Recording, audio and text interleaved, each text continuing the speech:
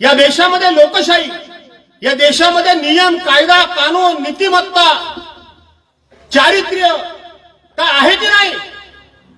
वर्षापूर्वी याच भागातून आपण संजय कदमांची निवडणूक लढवली ना? या भागातून मी उमेदवार होतो, पण पलीकडच्या भागातून ते होतो ना? आज ते संजय कदम कुठे आहेत?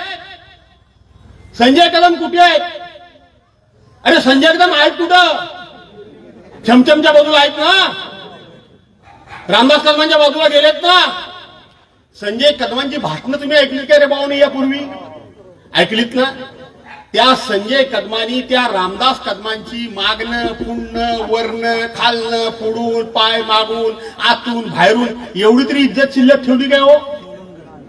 काय सोलून रामदासला सोलपडवलं नुसतं काढली का नाही? मी अनेक वेळेला संजय कदमांना म्हणायचो भाषण झाल्यानंतर की संजय राव, अशा प्रकारची भाषा वापरणं बरोबर नाही, ही भाषा योग्य नाही. तुम्ही रामदास कदमांच्या बाबतीत जी भाषा वापरता, त्यांच्या मुलाच्या बाबतीत जी भाषा वापरता, ही भाषा योग्य नाही.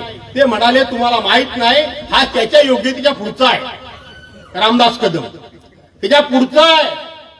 रामदास कदमांना मला सांगायचं आहे, तुम्ही लोकांनी विचार करा की दोस्ती कोणाबरोबर करावी, कोणाच्या मांडीला मांडी लावून बसावं, कोण नेता आपला मानावा, कोणाचा आदर्श आपल्या डोळ्यासमोर ठेवावा. तुम्ही सत्सक विवेक बुद्धीला स्मरून तुम्ही तुमच्या विचारलं पाहिजे कोणीतरी सांगण्यापेक्षा. काय कमी काय पडलं होतं रामदास कदमांना? संजय कदमांना गरज होती, मी मान्य करतो. रामदास कदमांना काय कमी होतं? पैसे अडक्याची कमी नव्हती. मुलगा निवडून आला होता, राज्यमंत्री होता. तुम्ही सुद्धा तुमचं आता झालं तरी सुद्धा तुमचा आत्मा तडमडतोय. पण 4 वेळा नाही 6 वेळा आमदार झालात. विनोदी पक्ष नेते, काय विनोदी ना, विनोदी पक्ष नेता झालात. पर्यावरचे आमदार मंत्री झालात. पर्यावरचे मंत्री, पर्यावरण म्हणजे पर्यावरची, पयावन त्याचे मंत्री तुम्ही झालात. एवढं सगळं मिळाल्यानंतर तुमचं भाषण काय? उद्धव ठाकरे माझ्या पोराला संपवायला बसले, उद्धव ठाकरेंनी संपवायची सुपारी दिली, उद्धव ठाकरेंनी हे केलंय, उद्धव ठाकरेंनी ते केलंय. अरे संजय कदमांनी तर रामदास कदमांना हा एक प्रश्न विचारला होता एका भाषणामध्ये, 10 भाषणामध्ये, की रामदास कदम तू तर 1.5 फुटिया, मग तुझा पोरगा 6 फूट कसा? अर्थ काय होतो? अर्थ इतका भयानक होतो. अरे रामदास कदम तू राजकारणाकरता एवढा हलकट आहे, तू राजकारणाकरता एवढा लाचार आहे. संजय कदमाचा नाईलाज झाला म्हणून तो तुझ्याकडे आला, पण माझ्यासारखा असता तर संजय कदमाच्या मांडीला मांडी लावून बसला नसता. पण रामदास कदमासारखा लाचार, रामदास कदमा करता सत्य करता हलकट आणि चारित्र्य नसलेला माणूस या महाराष्ट्रामध्ये शोधून सापडणार नाही. हा आमच्या कोकणाचा कलंक आहे, कलंक आहे. राजकारणाकरता आपली कितीपत आपण आपली सगळी इज्जत धुळीला मिळवायची. मी संजय कदमांबद्दल काही म्हणजे मला संजय कदमांना गरज होती, त्यांचा नाईलाज झाला, ते पाठीमागे भले लागले असतील ताई. यांनी कसा घेतला त्याला बरोबर? यांनी कसा घेतला? हा सत्यकर्ता किती लाचार आहे, किती हलकट आहे. आणि हा लोकांना तत्वज्ञान शिकवतो. मी कधीही कोणाला अरे तुरे करत नाही, परंतु परवांच्या दिवशी रामदास कदमांनी शिवसेना प्रमुखांच्या मृत्यूनंतर जे केलेलं भाषण आहे, ते भाषण या महाराष्ट्रातला कोणालाही पटलेलं नाही आणि कोणाला पटता कामा नये. अहो बशीरभाई, दुश्मनाचा जरी असेल एखादा विरोधकाचा आई वडील, तरी सुद्धा अशा प्रकारचे उच्चार तोंडातून निघता कामा नयेत. या मताचा माणूस मी आहे. विरोधी नेत्याचा कोणी जरी असला तरी असे उच्चार निघता कामा नयेत. पण हे विचार ज्या शिवसेना प्रमुखांनी यांना 6 वेळा आमदार केलं, काय लायकी होती तुमची? कोण तुम्ही? काय तुमची कुवत काय होती? तुमची विद्वत्ता काय होती? तुमचा अभ्यास काय होता? तुमचं पक्षाकरता योगदान काय होतं? 0 योगदान. त्या परशुराम शेठची चिलीम भरणारा हा माणूस, चियार भरणारा हा माणूस, त्यांनी शिवसेना प्रमुखांच्या मृत्यूनंतर असं भाष्य केलेलं तुम्हाला पटलंय? कशी जीव वळते कशी तुमची? वळता कामा नये. अशा पद्धतीनं हा माणूस कोणाचाही होणार नाही. हा माणूस आपल्या आई वडिलांचा नाही, हा माणूस शिवसेना प्रमुखांचा झाला नाही, हा माणूस त्या ठिकाणी उद्धव साहेबांचा झाला नाही, हा देवेंद्र फडणवीसवर काय काय बोलला होता आणि देवेंद्र फडणवीसने याला विचारलं होतं, रे गाड्या तुझा पगार किती, ती क्लिप आहे ऐका नाही, हा त्यांचा झाला नाही. अरे हा सख्या भावाचा झाला नाही. सख्या भावाला सुद्धा यांनी खोटे आरोप करून जेलमध्ये टाकला. राजेश पालकर, अरे तुमच्यासारख्यांचा तो कधी जिंदगीत होऊ शकत नाही. हा माणूस कोणाचा झाला नाही, तो कोणाचा होणार नाही, कार्यकर्त्यांचा झाला नाही, नात्या गोत्याचा झाला नाही, त्याला चारित्र्य नाही. अनेक गोष्टी सर्व लोकांना माहिती आहे, पण लोक बोलत नाहीत, बोलत नाहीत. शेवटी एक म्हण आहे माहिती आहे का नाही, थोडं ह्या सभेत मी बोललं नाही पाहिजे, पण हरणारला लाज नसते, बघणारला असते. बरोबर ना, बघणारला असते म्हणून लोक बोलत नाहीत. असं समजू नका की तुमचं काय सगळं चारित्र्य आणि चरित्र लोकांना काय माहित नाही, अशातला भाग नाही. लोकांना सगळं माहिती आहे. आणि म्हणून अशा लोकांच्या बरोबर कशा करता गेलात तुम्ही, कशा करता गेलात, काय करण्याकरता, विकास करण्याकरता. 2009 साली हा माणूस पराभूत झाला. त्यानंतर 13 वर्षानंतर मध्यंतरी या माणसाने फेऱ्या घातल्या सगळीकडे निवाता, अगदी त्या निव्यापासून तर चोरवण्यापासून तर सगळीकडे अरुणाताई तुम्हाला माहिती आहे. आणि प्यागोडामध्ये बसल्याने 7 सरपंचाचा पक्षप्रवेश करून घेतला. किती? 7. मी या ठिकाणी बसतो, रामदास कदमांना बोलवा आणि विचारा त्या 7 सरपंचांना तुम्ही निवेदन दिलीत आणि एवढी मंजुरीचं पत्र दिलं, त्यातलं एक तरी काम मंजूर झालंय काय? एकही मंजूर नाही काम. आता मी पणाळ्यातून ग्रामपंचायतीच्या कार्याचं उद्घाटन करून आलो. मी त्याला प्रश्न विचारला की 2 वर्षापूर्वी रामदास कदमांनी तुम्हाला 12 कामं मंजूर झाल्याचं पत्र दिलंय, 12 कामातले किती कामं मंजूर झाली, किती कामं झाली? एक पण नाही. तेव्हा आता 4 दिवसापूर्वी 8 दिवसापूर्वी पुन्हा 16 कामं मंजूर झाल्याचं खोटं पत्र दिलं. कशा करता? या भागातून पुरुष म्हणून या ठिकाणी लॉट पडलाय. खरं तर त्याचा लॉट बदलणार आहे, काय पडेल माहित नाही उद्या 13 तारखेला. पण आपल्या भावाला उभं करायचंय. हे बाहेरचं पार्सल तुम्ही मान्य कराल? मान्य आहे का? कशा करता हे सगळं चाललंय? खोटं नाटं, लोकांना फसवायचा, लोकांचा विश्वासघात करायचा. आपल्या बरोबर 25-30 वर्ष काम केलेल्या माणसानं थोडीशी आपण त्याची साथ सोडली, त्यांनी नाही सोडली, तो आपल्यापासून बाजूला झाला की त्याच्या लगेच चौकशा लावा. हे इथं बशीरबाई बसले, आयुष्यभर त्यांच्याबरोबर त्यांनी काम केलं.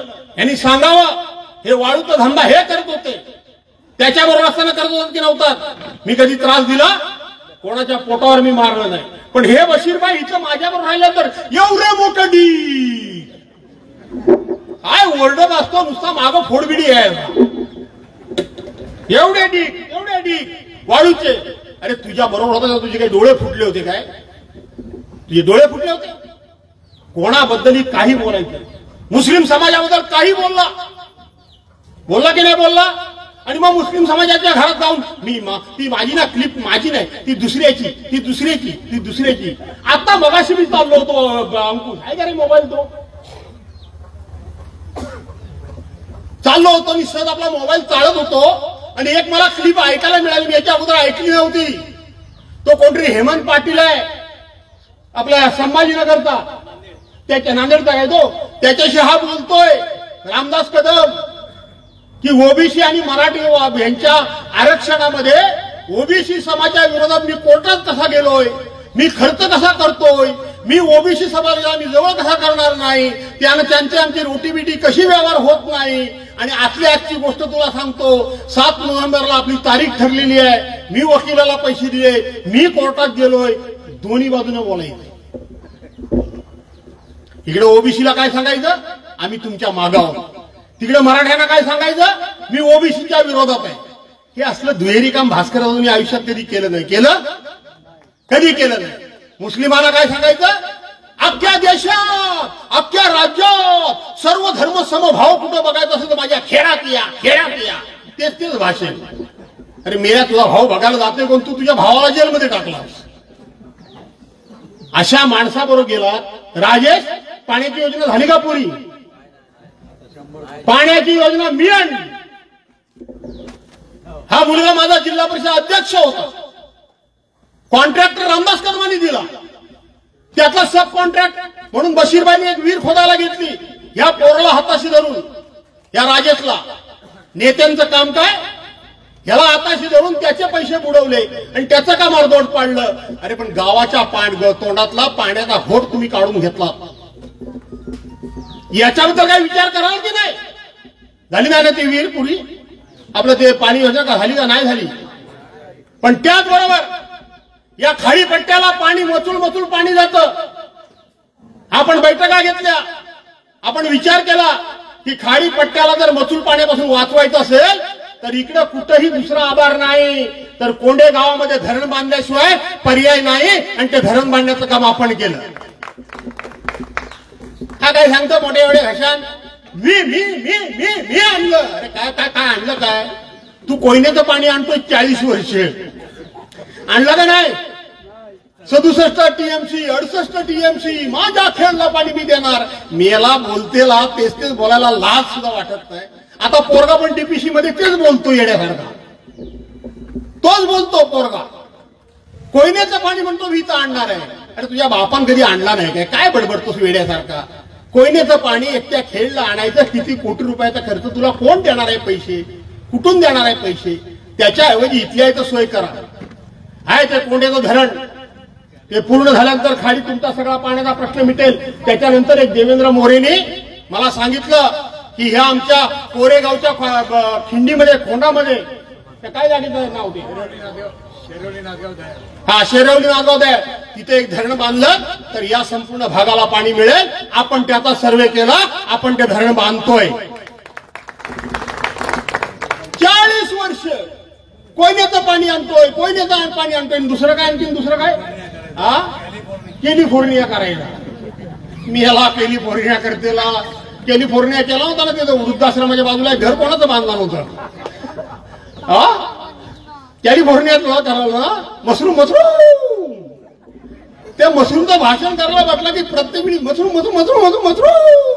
अरे का ओरडतो का? काय केलं? प्रत्येक निवडणूक आली की सांगायचं माझ्या निवडणुकीला नाही तर भाटकाला आला आणि सांगितलं मी सगळं कृषी उत्पन्न बाजार समिती सगळी इथं आणतोय. हे योगेश, आपली किती बिल्डिंग झाली ना? 4 माळे झाले. अरे कुठं झाली 4 माळे? हे कसे काय नेते तुम्ही स्वीकारता मला काही कळत नाही. तुमच्या भागातली कामं दुसऱ्याच्या मतदारसंघातली कामं करण्यापेक्षा आज खेडातल्या शहरातून जाऊन आलात काय कोण तुम्ही? खेड शहरातनं फिरलात का नाही? चांगले रस्ते आहेत ना व्यवस्थित? दापोलीकडे जायचा रस्ता पण एकदम फर्स्ट क्लास आहे ना? कुठं खड्डा नाही ना अजिबात? रामदाबाईच्या पोटासारखा ना गुळगुळीत. दुसऱ्याचे मतदारसंघ बघण्यापेक्षा आपला बघा. आणि म्हणून मी तुम्हाला या ठिकाणी सांगतो की खरं तर मी असं व्यक्तिगत इतकं कोणावर कधी बोलत नाही, पण हा सकाळ संध्याकाळ माझ्यावर सारखा बोलत असतो, सारखा. बरं आता मी त्याला नाव ठेवलं ते इतकं फेमस झालंय का नाही रे भावानो? काय बामलाव्या रडायचं नाटक काय सॉलिड रडायचं. त्यामध्ये मला ऐकलेला बाम झेंडू दिसला. म्हटलं हा बाम लावून ह्याने कारभार केलेला दिसतोय. अरे तुम्ही त्या ह्याच्याबद्दल बोलता, स्वतः सांगता, रडता अगदी पक्ष फुटला म्हणून, आणि त्यात उद्धव साहेबांबद्दल काय वाटेल ते बोलता. तुम्ही सांगता मातोश्रीमध्ये हे झालं, मी बाकड्यावर झोपलं. त्या आईला कुठलं बाकडं आणणार यानं? बाकड्यावर झोपला होता. कुठल्या बाकड्यावर झोपला होता? कधी झोपला होता बाकड्यावर? अंकुश तू कधी होतास काय बरोबर बाकडं बघितलंस काय? हो तो बाकड्यावर झोपला होता म्हणतो. अरे कुठल्या बाकड्यावर झोपला? कधी झोपला? काय वाटेल ते बोलायचं. आणि त्या दिवशी त्या उद्धव ह्यांनी सांगितलं देवेंद्र फडणवीसने की रामदास भाई तुम्ही बोलता किती, तुमचा पगार किती? त्यावेळेला एवढ्या कशाने बोलला? माझा पगार देवेंद्र फडणवीस मुख्यमंत्री तुम्ही देत नाही, माझा पगार मातोश्री देते. बोलात ना? माझा पगार मातोश्री देते. आणि त्याच मातोश्री बद्दल काय वाटेल ते तुम्ही बोलता. अरे विरोधक सुद्धा असं बोलत नाही. आणि म्हणून अशा माणसांच्या जवळ राहू नका. स्वाभिमानानं राहा, सन्मानानं जगा, इज्जतीनं जगा. कालच्या निवडणुकीमध्ये माझ्या विरोधात प्रचंड पैसे वाटले गेले. असे पैसे कुठून येतात रे बाबांनो? कुठेतरी काळा पैसा असल्याशिवाय, कुठेतरी खोटा पैसा असल्याशिवाय, कुठेतरी चुकीचं काम केलेलं असल्याशिवाय, कुठून तरी पापाचा पैसा आणल्याशिवाय असा वारेमाप पैसा कोण घामाचा वाटू शकत नाही, कोण कष्टाचा वाटू शकत नाही, कोण आपल्या व्यवसायातला एवढा पैसा वाटू शकत नाही. एवढं सोपं नाही ह्यांचे काळे धंदे. आणि म्हणून हे असे छमछम बारवाले असे पैसे वाटू शकतात. पण तुमच्या आमच्या मुलांच्यावर संस्कार झालेले आहेत. एक वेळ घरामध्ये उपडी झोपू पण या असल्या पैशाला हात लावणार नाही, हे आमच्यावर संस्कार झालेले आहेत. हे तुमच्या आमच्यावर हे संस्कार झालेले आहेत की एक वेळ उपडी झोपू. अरे स्वतःच्या पत्नीच्या नावावर तुम्ही बार, तिथं महिला नाचवता, बार बाला नाचवता. तुमची पत्नी त्या माऊलीचा काही संबंध नसताना तिला परवा कॅमेऱ्यासमोर आणलं. ती बिचारी म्हटली, मला हात जोडून म्हणाली की मला कशाला ह्याच्यामध्ये ओढता, माझा काय संबंध आहे. मला वाटतं ती लोकांना नाही म्हणाली, स्वतःच्या नवऱ्यालाच बोलली की मी नाही कधी आले, मला नाही कधी कुठल्या कार्यक्रमाला वगैरे तुम्ही घेऊन गेलात, मला नाही कधी कुठल्या चार चौकात घेऊन गेलात, मला नाही कुठल्या समारंभाला घेऊन गेलात, मग आता कशा करता मला ह्या वादात पाडता, मला ह्या वादात कशाला पाडता, मला ह्या वादात पाडू नका, असं त्या माऊलीचं म्हणणं होतं असं मला वाटतं. स्वतःच्या पत्नीच्या नावावर लांब आहे ना.